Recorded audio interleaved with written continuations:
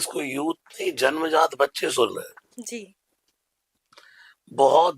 दुनिया में मैं घूमता रहता हूँ, सुंदरकांड गाता रहता हूँ, सबके यहाँ सुंदरकांड करने जाता हूँ, बिल्कुल।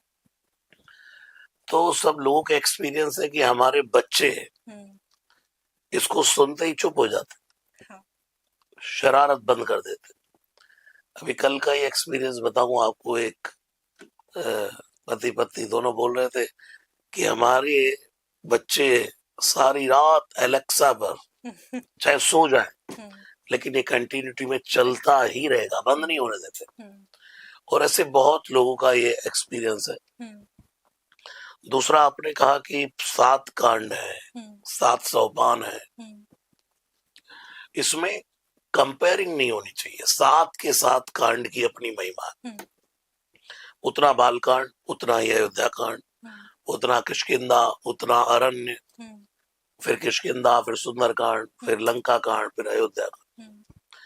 लेकिन सुंदरकांड को इसलिए गाना शुरू कर दिया सबने कि भाई हमें हनुमान जी की उपासना करनी। तो इस सुंदरकांड में श्री हनुमान जी का चरित्र मुख्य रूप से है।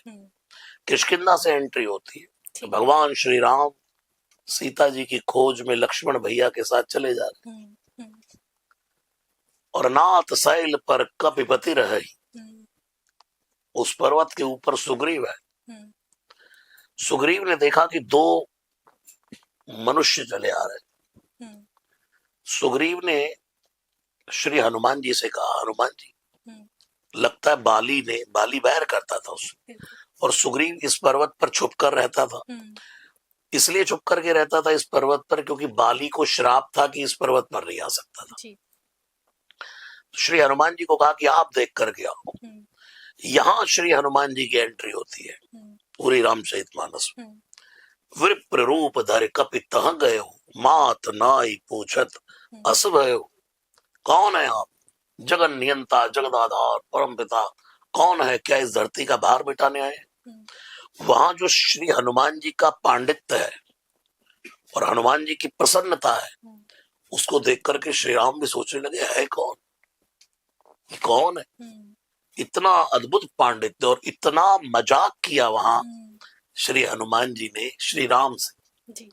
क्यों किया? क्योंकि भगवान श्री राम विरह में घूम रहे, सीता जी के वियोग में उनको प्रसन्नता देने के लिए श्री हनुमान जी ने खूब भगवान से हास्य परिहास्य किया। और वहां कहते हैं कि लिए 2 जन पीठ चढ़ाई। कांधे की बात आती है, पीठ चढ़ाई, तुलसीदास जी शब्द प्रयोग करते हैं। उसके बाद भगवान श्री राम को फिर कहीं भी श्री हनुमान जी ने युद्ध में नीचे नहीं आने दिया। उधर रावण के पास बड़े बड़े रथी थे, रावण रथी बिरथ रघुवीरा, लेकिन वहां श्री हनुमान जी के कांधे। उसके बाद एक बार हनुमान जी की मैत्री यहाँ जब हुई, सुग्रीव से मैत्री करवाई, फिर पूरा यहाँ से हनुमान जी का रोल प्रारंभ हो जाता। फिर उसके बाद जाकर के उनकी शक्ति का भान कराने के लिए समुद्र के तट पर वो शांति से बैठे हैं, मौन बैठे। वहां जब हनुमान जी को जगाया, वहां से सुंदरकांड में हनुमान जी का प्रसंग कार्य मुख्य रूप से है। जैसे सुंदरकांड मैनाक पर्वत, सुरसा, सिंगिका, लंकिनी, पूरा हनुमान जी का ही रोल है। और ये पूरे सुंदरकांड में नहीं है, एक जगह आके स्टॉप है। जब भगवान श्री राम से मिल गए, उसके बाद हनुमान जी का चरित्र दिखाई नहीं देता। जब विभीषण आ गया, विभीषण के आने के बाद तो समुद्र का प्रसंग है। तो इतनी एंट्री है हनुमान जी की सुंदरकांड में, पूरा सुंदरकांड नहीं है। उसके बाद फिर लंका कांड में कहीं कहीं युद्ध में, फिर उसके बाद अयोध्या कांड में कहीं कहीं हनुमान जी का चरित्र फिर कहीं ना कहीं आ जाता है।